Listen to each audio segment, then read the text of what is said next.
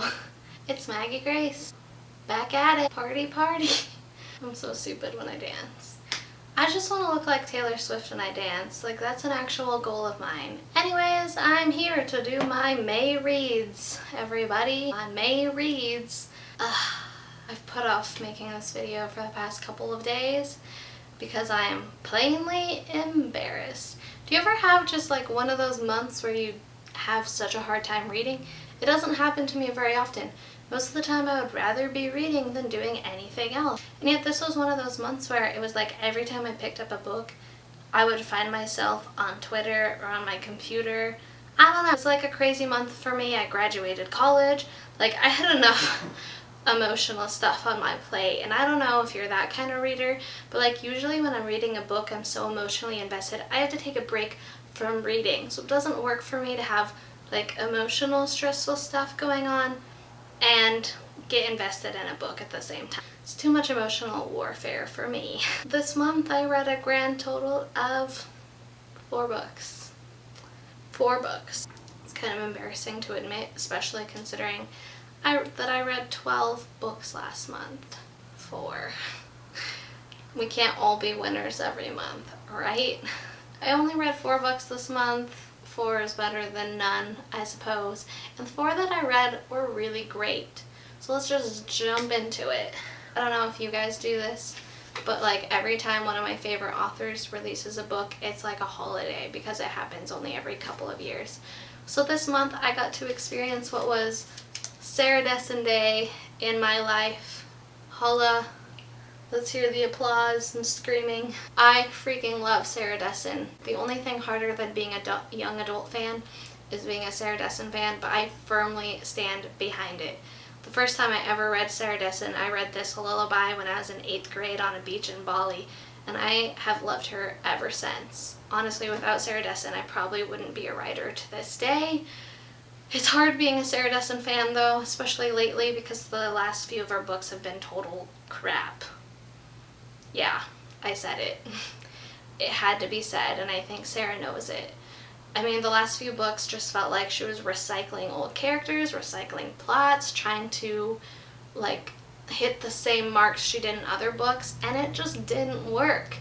And it's so hard because the last like 4 books that have come out, I've got in the book but met the books with such like, I've had such anxiety when I pick them up. I'm so nervous before I read them.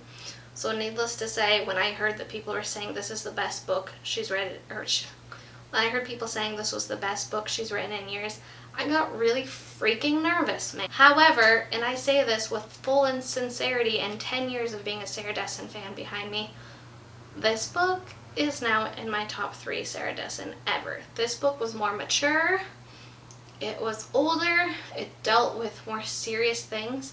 The romance plot wasn't just the main sinker of the book. I wasn't even that invested in the romance of the book. The 2 most important plots of this book dealt with Sydney, who's a 16-year-old girl, of course, whose brother is sent to jail for drunkenly hitting a child in the street while driving. And the most interesting part was the relationship, I thought, between Sydney and her brother and Sydney's mom and her brother. A lot of people thought that the mother of the book is this awful, evil, one-note character. I thought the mom of the book was so true to real life and how moms will go to great lengths to protect their golden prodigy sons, you know what I'm saying? And this book did that so well. Sarah really dove deep in the subject matter, and although this book isn't as flashy as her other ones, you know, there aren't as many big scenes like in Truth About Forever and Just Listen, the subtleties of the novel work to create a much stronger, deep, moving novel that isn't just romance. It's amazing, and I fell in love. I raced through it, and when I was done, I texted everybody I knew, and I was like, praise the Lord, Sarah's back. And I got a signed copy. The next book I read was 4th of July Creek. Now, I was so excited to dive into this book, A, because my life got a little stressful at this point because I graduated college, So I was kind of done with the emotional young adult stuff for about a week. And I jumped into 4th of July Creek by Smith Henderson, which is a thriller, mystery, American novel, I've heard it called. But the awesome thing about this book is that Smith Henderson graduated from the University of Montana, like me. He grew up in Missoula, where he lived for 5 years. And you can tell because this novel is laced and layered with references to various bars and shops and apartment buildings that I've been to in Missoula, which is kind of like the coolest thing to read a book about a town you've lived in. I was like, every few seconds I was like, oh my god, I've been here, blah blah blah blah blah. So it was fun. This book is about a social worker named Pete in Montana. He lives in 10 Mile, whose own family is falling apart. One of the most important lines of the book is that he tells his ex-wife that they are the people he tries to protect his clients from. It's such a good story. And one day, Pete, the social worker, is called to an elementary school because a boy has shown up on the school grounds who's sick and totally uncivilized, speaks way broken English, and just doesn't really seem normal. So he gives the boy medicine, and the boy directs him to where he lives, which is up in the mountains in a shack where his father, where they discover that his father is Jeremiah Pearl, who is this like noted crazy figure in town who lives in the mountains and makes his own coins and currency that doesn't like adhere to the government currency, and is a crazy neo-Nazi and hates the government. This book just unravels from that point when he meets Jeremiah and the little boy. And oh my gosh, it was amazing. The ending completely blew me away. You go into this book thinking Jeremiah Pearl is this monster, but Smith Henderson creates this compelling character and multi-layered character who you end up siding with in the end. In the end, I was like, I am on the psychopath's side. What does that make me? Oh, it's a really great book, and the ending is so shocking. I've heard Smith Henderson compared to Cormac McCarthy. His writing is a little bit like that. I don't really like Cormac McCarthy though, so that made me really nervous going into it. But I'm here to tell you it's like Cormac McCarthy, but it's frickin' better. As an adult thriller fiction novel goes, this one's gold. Read it if that's your thing. I read My Heart and Other Black Holes by Jasmine Warga. Now what I said about this book on Goodreads, I'm just gonna rehash my review really quick because I think it summarizes my feelings pretty well about it. I said that this book had me at a false, apparently can't say it better than I can write it. This book had me at a solid 5 stars until the last 10% of the book or so. True dat.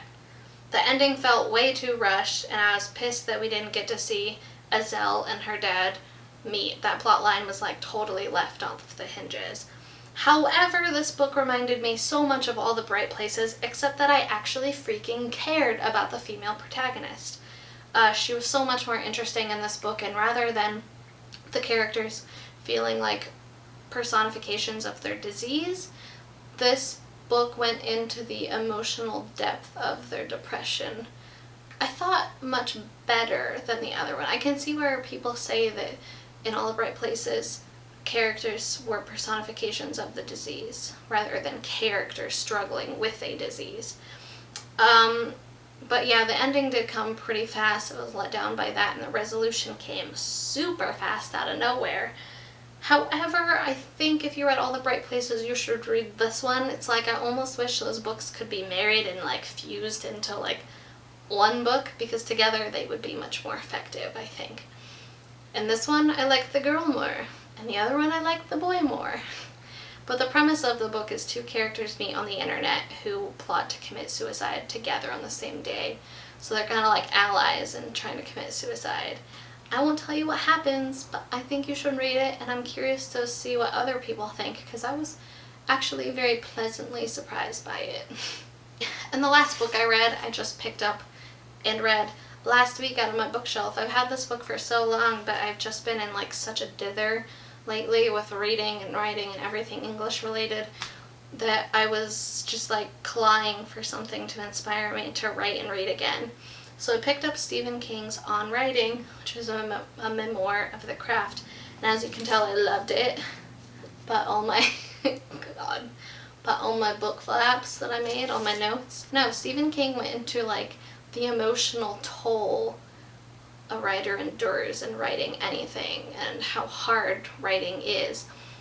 But it's told in almost like a memoir style in the beginning with vignettes of his life that I thought were so bright and vibrant and moving, funny parts of the story. And the story matters to how he becomes a writer. And then he goes into writing and what he's learned about writing. Now, Stephen King isn't like your literature buff in the bookstore. You won't find Stephen King in literature, as we all know. He's like a genre fiction writer, and I have tremendous respect for genre fiction. I know I'm not supposed to say that as an English major, but genre fiction is important. Stephen King shows that in the story. He puts everything into perspective about writing as a business, writing as a hobby, and writing for the love of it. This book really did inspire me, and it did like motivate me to start writing, and I think this is a story and a book that every writer needs to read. Those are the 4 books I read. All 4. I hope I was in focus this time around. We'll see. It's always a guessing game if I'm going to be in focus in video. So yeah, catch you on the flip side.